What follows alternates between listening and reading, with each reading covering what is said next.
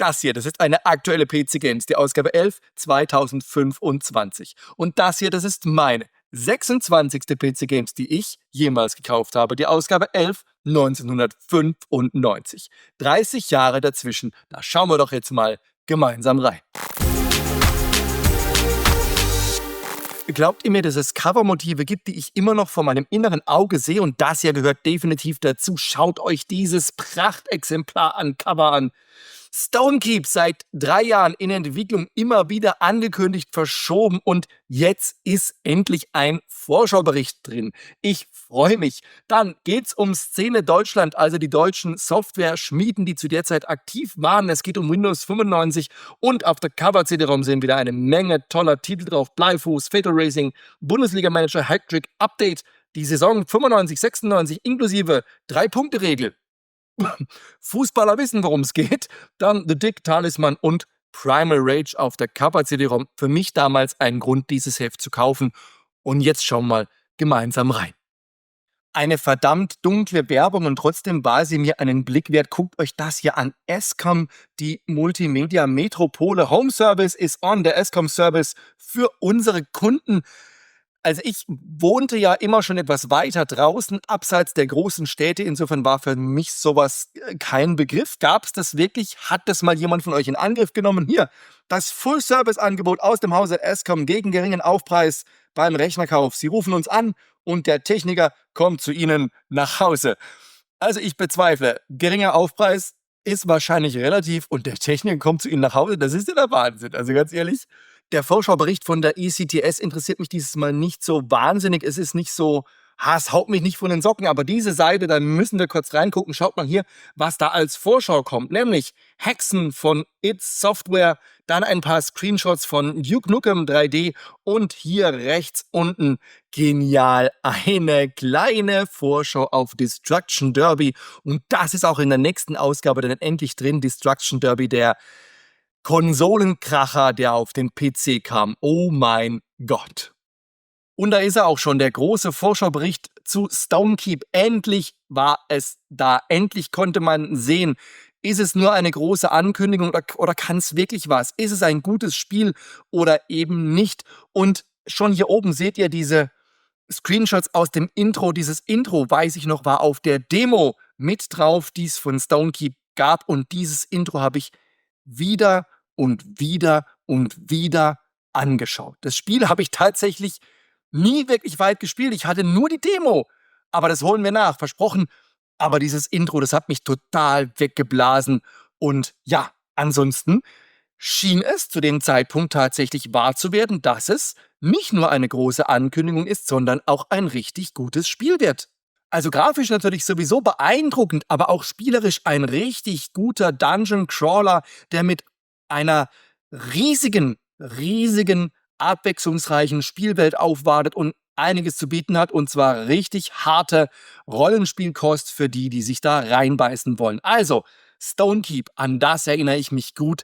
Das schauen wir uns gemeinsam an. Nicht nur, wenn der Testbericht in der PC Games kommt, sondern auch in einem Gameplay-Video. Versprochen. Jahrelang war ich immer wieder im, Achtung, Schleichwerbung, Europapark, weil dort gab es eine kleine Spielhalle und dort stand ein Ridge Racer Automat. Und vor diesem Automat stand ich Minute um Viertelstunde, halbe Stunde, manchmal auch eine Stunde und habe diesem Spiel zugeschaut, weil ich es so unfassbar faszinierend fand. Und es hat mich unheimlich gefreut, als ich gesehen habe, da kommt was auf dem PC, was so aussieht wie Ridge Racer. Das dachte ich, da würden jetzt meine Träume wahr werden. Und zwar Bleifuß. Ja, Bleifuß kam für den PC.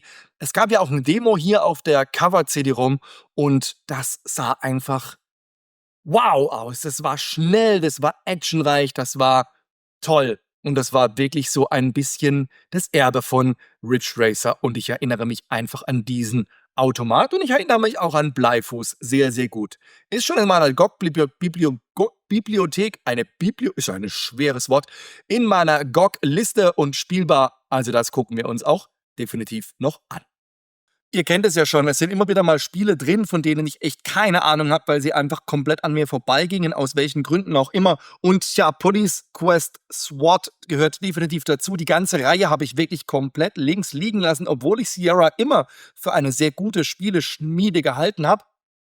Hier schon der 5. Ableger dieser Reihe. Vielleicht hat es ja einer von euch gespielt. Diesmal hat man mit Full-Motion-Video gearbeitet. Man sieht hier, es sind richtig beeindruckende Screenshots. Was es spielerisch kann, überhaupt keine Ahnung. Habe ich echt keine Ahnung. Also wie gesagt, tja, Police Quest an mir vorbeigegangen. Vielleicht mal eine Wiederholung wird, denn Sierra stand ja eigentlich für ja, ganz gute Spiele. Spiel des Monats ist ein alter Bekannter. Magic Carpet 2. Und zwar nach dem Motto: größer, schöner, höher, weiter. Ja, den Teil 1 habe ich gefeiert, den habe ich geliebt, den habe ich auch mit euch zusammen nochmal gespielt. Der ist auch gar nicht so schlecht, muss man sagen. Teil 2 tatsächlich habe ich nicht gespielt. Maximal eine Demo, wenn es das gab. Ansonsten nein. Keine Ahnung warum. Ich war eigentlich von Teil 1 extrem angetan. Ich habe es total gemocht. Und Teil 2 war in allen Belangen irgendwie besser. Man hatte die Grafik ein bisschen aufgebohrt, man hatte das Missionsdesign etwas aufgepeppt. Es gab jetzt so eine Art ja, Aufgaben, die man erledigen musste. Es gab neue Zauber, es gab Höhlenwelten. Also auch da wurde einfach eine neue Art von Levels geboten. Also alles etwas besser, alles etwas fein geschliffen. Aber wie gesagt, von mir total ignoriert. Sorry dafür.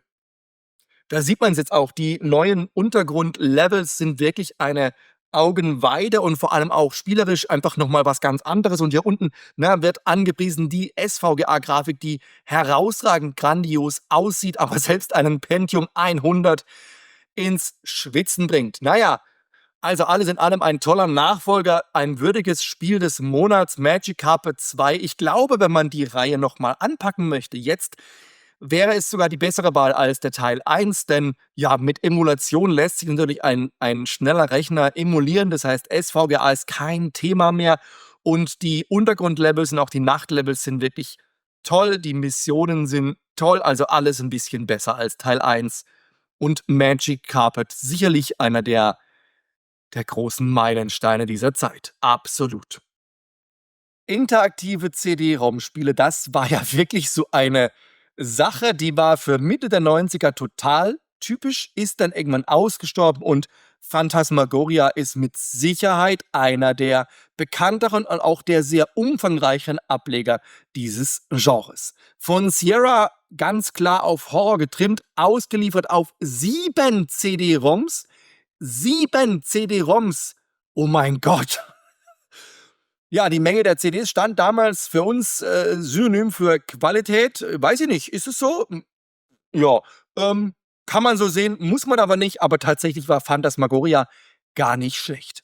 Es war zugegeben sicherlich nicht jedermanns Geschmack, aber ich habe es gespielt und ich habe es auch gemocht. Ich mochte dieses Setting, ich mochte den Stil.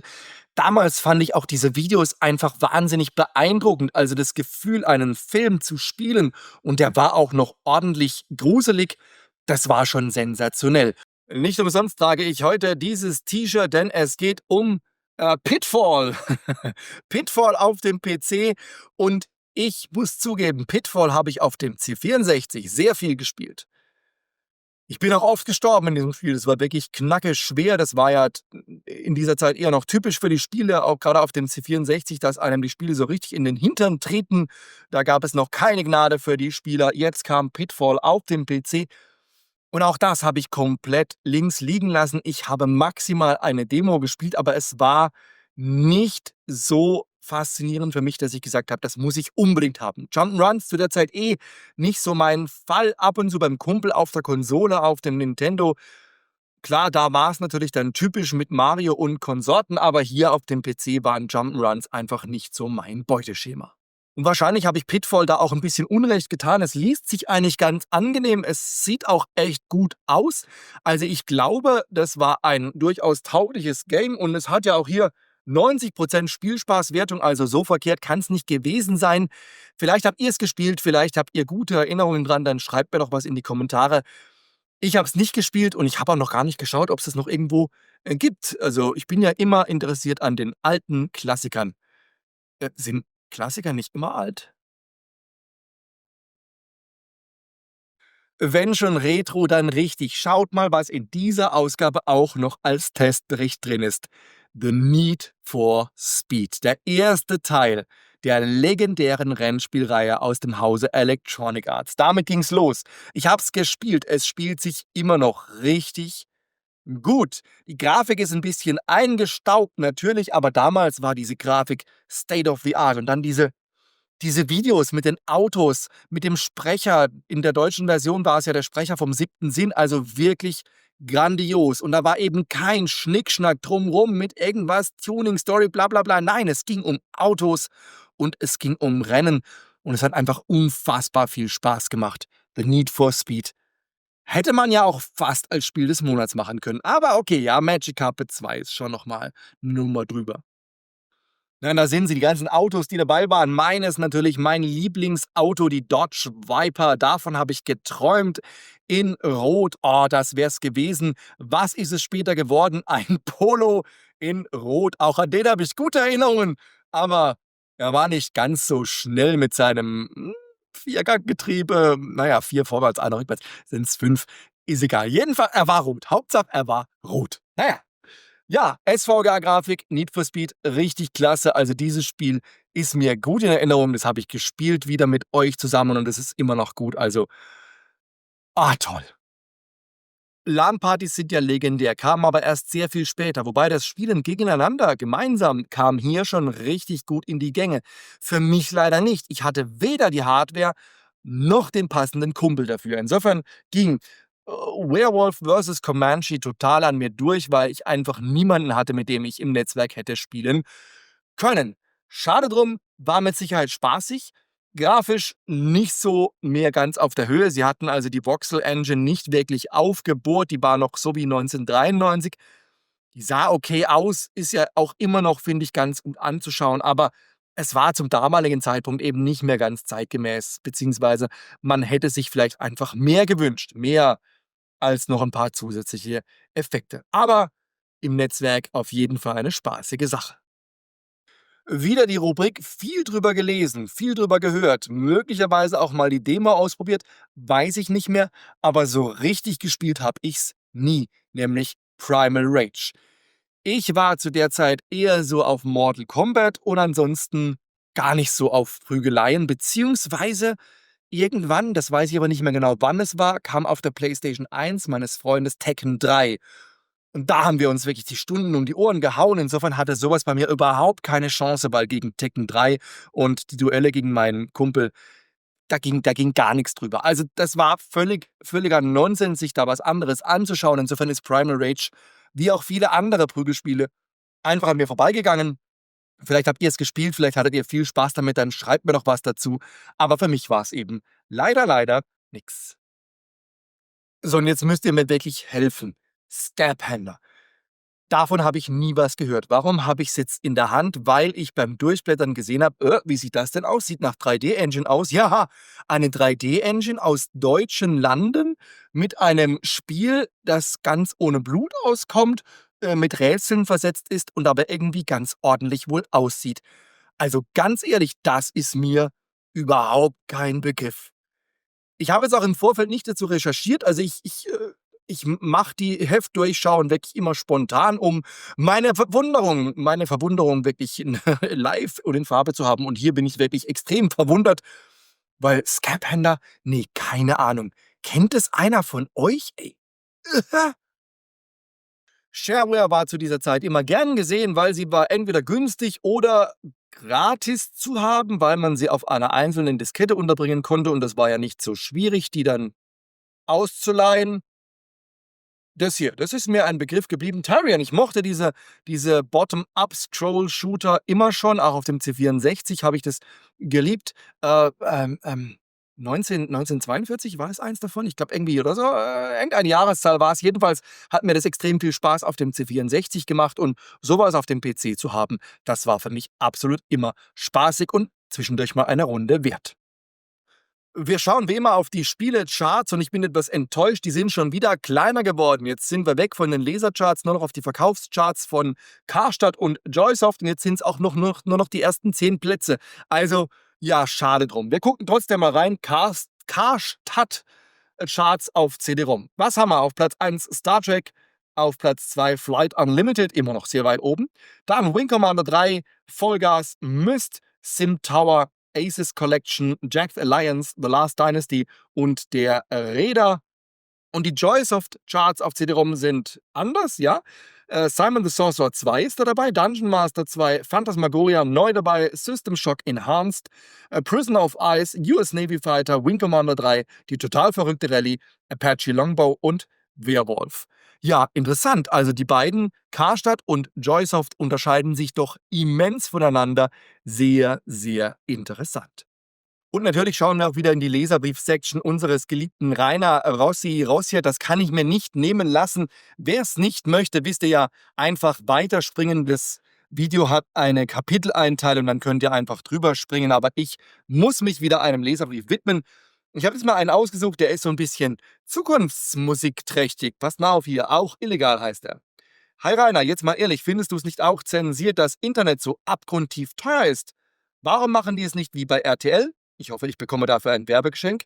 Oder andere private Fernsehsender und lassen einfach ein bisschen Werbung über den Bildschirm flimmern. Da würden die Gebühren, das würde die Gebühren bestimmt verkleinern. Von mir aus könnten sie auch ganz wegfallen. Den Vorschlag kannst du denen ja mal unter die Nase halten. Ich verzichte auf Urheberrechte. Themawechsel. Zweitens. Nehmen wir einmal an, ich würde aus unterschiedlichen CDs und Programmen Bilder, Grafiken und Sounds klauen, ein bisschen Text dazu schreiben, das Ganze auf meine eigene CD brennen und verkaufen. Wäre das möglich? Oder kriege ich Ärger mit den Urhebern der Regierung oder sogar mit der Mafia? Das war's von mir. Ich muss mich noch um ein kleines Virusproblem kümmern. Tschüssi, euer Knom. No, Knom. Egal. Werbung im Internet. Das ist ja mal eine Idee. Pass auf, Rainer hat natürlich wieder wie immer passend geantwortet. Seine Antwort, ja, teuer im Verhältnis wozu? Werbung könnte die Lösung sein, wenn die Jungs es fertigbringen, sie alle 10 Minuten zwangsläufig auf deinem Monitor erscheinen zu lassen. Jetzt mal ganz ehrlich, lieber Rainer, was für ein bescheuerter Vorschlag. Werbung alle 10 Minuten auf meinem Monitor? Das wäre ja völliger Blödsinn. Ich entschuldige mich offiziell für die Werbung, die euch beim Schauen dieses Videos auf eurem Bildschirm angezeigt wurde. Punkt 2. Wenn du aus unterschiedlichen Programmen Bilder etc. klaust und veröffentlichst, wirst du garantiert Besuch von unterschiedlichen Anwälten bekommen, denen nur eines gemeinsam ist: ihre miese Laune. Drittens, ist zwar nicht vorhanden, kann ich mir aber dennoch nicht verkneifen. Nicht, dass ich etwas gegen Pseudonyme habe, aber wenn du nicht anonym geschrieben hättest, wäre jetzt ein Päckchen zu dir unterwegs. Das stinkt dir jetzt. Fein. Ja, herrlich. Also ist nur ein kurzer dieses Mal. Es sind noch sehr, sehr viel längere Leserbriefe drin. Also wenn es euch mal interessiert, guckt einfach durch die PDF-Archive. Die Hefte gibt es ja online. Und das ist wirklich ein toller Blick zurück. Aber ich dachte hier, Werbung im Internet, das ist ja mal eine Idee. Also, naja. Egal. Lieber Rainer, vielen Dank für diese tollen, vielen, vielen unfassbar genialen Leserbriefe. Wenn du das hier siehst, schöne Grüße von uns allen. Dieser Artikel hat mich beim Durchlesen wirklich extrem verwundert. Schaut euch das an. Szene Deutschland, Spiele schmieden in Deutschland. Guckt euch diese Karte an. Wie viele Spiele schmieden es in den 90ern gab. Und zwar, da sind richtig bekannte Namen drunter. Da fragt man sich natürlich, was ist passiert? Warum ist unser Standort so, naja, egal, lasst uns nicht über Gründe diskutieren, weil das würde 1 oder 2 oder 3 Videos sprengen. Wir gucken mal hier, was haben wir denn da? Ascom in Gütersloh. Wir haben Attic in Albstadt, die natürlich für das schwarze Auge verantwortlich sind. Dann haben wir Blue Byte in Mülheim an der Ruhr. Wir haben Greenwood Entertainment aus Bochum. Auch die sind mir tatsächlich kein Begriff mehr. Dann haben wir Icarion aus Aachen. Wir haben Max Design aus Schladming in Österreich. Also die Österreicher sind auch mit dabei. Neo auch aus Österreich, genauer aus Wien. Software 2000. Wo sind die? In Eutin. mit einer ganzen Menge toller Projekte in der Pipeline, dann noch Promotions-Software aus Tübingen. Also auch die sind mir kein Begriff mehr. Auch wenn man natürlich sagen muss, wenn man die Liste anschaut, hier schaut mal, Mad News, Hurra Deutschland, Tom Long. Also ja, sind Spiele, die man kennt, aber der Name sagt mir nichts mehr. Dann haben wir hier Starbite aus Bochum, auch ebenfalls mit einer Reihe von bekannten Titeln in der Pipeline. Und last but not least Sunflowers aus Obertshausen. Obertshausen? Obertshausen steht da. Ja, also der Wahnsinn, wie viele Spiele schmieden. Wir gucken nochmal auf die Karte. Es in Deutschland und auch Österreich gab. Einige davon sind ja noch da, aber die meisten sind mittlerweile in den großen Konzernen aufgegangen. Aber man merkt, die 90er waren Goldgräberstimmung, da hatte jeder Bock auf dieses Medium Computerspiele und es ist schade. Schade, dass wir da so wenig eigentlich bis heute zu bieten haben. Mobile Gaming klammer ich hier mal richtig komplett aus, richtiggehend aus. Deshalb, ich meine jetzt wirklich den PC-Spielebereich. Da haben wir uns einfach nicht so wirklich toll entwickelt. Kleiner Blick in die kleinen Hardware-News. Eines ganz witzig, Windows 95 verkauft sich in Deutschland nicht besonders gut. Der Ansturm bleibt aus. Die Leute bleiben lieber bei Windows 3.11 und MS-DOS, ganz offensichtlich. Ja, manche Dinge wiederholen sich einfach. Geschichte ist einfach Wiederholung. So sieht's aus. Und was anderes Witziges hier, der PC von Leo Kirch, Fragezeichen, ein Sat.1 Family-PC, den man bei Phobis anschauen und kaufen kann. Guckt euch diese Kiste an. Oh, diese alte Hardware ist einfach herrlich, herrlich, herrlich, herrlich. Und da ist er auch, der Windows 95 Praxisartikel für alle, die sich mit diesem Betriebssystem auseinandersetzen wollen. Ja, es lief natürlich schleppend an, aber ich weiß, dass ich mich dann bei meinem Rechner, den ich 96 gekauft habe, auch für Windows 95 entschieden hatte und ich habe diesen Schritt niemals bereut, weil es war gerade was Spiele angeht schon ein Sprung nach vorwärts.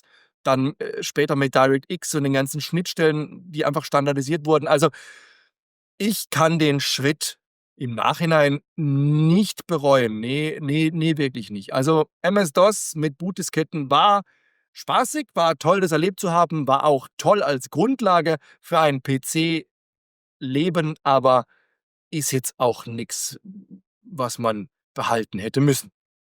Nostalgieflash mit Soundkarten. Guckt mal hier die Spea Media XTC, nämlich der Nachfolger von der Spea Media FX. Warum für mich Nostalgieflash? Weil ich die Spea Media FX 1993 kam die raus. Die war in unserem ersten 486 DX33 mit 4 Megabyte RAM war die Spea Media FX drin und die war relativ lang, das weiß ich noch, das war ein Desktop-Gehäuse. Die hat da kaum reingepasst. Ich musste sie irgendwann ersetzen, weil ihre Soundblaster-Emulation nicht sauber gearbeitet hat beim Spielen von Sam & Max und Day of the Tentacle in der CD-ROM-Version. Da gab es dann Soundfehler und ich musste doch unbedingt die Sprachausgabe haben. Deshalb habe ich sie dann erweitert bzw. später dann ersetzt durch einen Soundblaster. Aber woran ich mich erinnere, die Media FX, die Spea, die hatten einen tollen MIDI-Klang. Wirklich grandiose Instrumente. Wir schauen in die Coming-Up-Section. Womit geht's beim nächsten Mal weiter mit? Bleifuß. Ja, da kommt hoffentlich schon der Testbericht von diesem genialen Action Racer. Es geht um Blizzard Entertainment, natürlich wahrscheinlich um Warcraft und Konsorten. Dann ein Weihnachtsspecial, Fatal Racing als Konkurrent zu Bleifuß und 3D Accelerator Grafikkarten. Ja, da ging's los, ne, mit den Accelerator Grafikkarten. Das ist schon die Ausgabe 1295. Schaut euch auch dieses Cover an. Destruction Derby. Dazu muss ich, glaube ich, nicht viel sagen. Wow, da steht es auch groß drauf. Warum Konsolen kaufen? Destruction Derby kommt. Spaß ohne Ende Mitte der 90er. Auf der Cover-CD-ROM FIFA Soccer 96, Stonekeep, die Demo, die ich extrem viel habe laufen lassen. Tangate, dann eben Destruction Derby und Capitalism. Also wirklich wieder ganz, ganz viel drin. Auch die Ausgabe ist extrem dick, also auf dieses Heft freue ich mich wieder. Ich sag's ja, Mitte der 90er war einfach die genialste Zeit für PC-Spiele. Retro-PC-Spiele. Es würde mich freuen, wenn ihr auch bei diesem Heft wieder dabei seid, mit mir da reinschaut. Und bis dahin habt Spaß zockt ein bisschen und dann sehen wir uns vielleicht auf diesem Kanal wieder.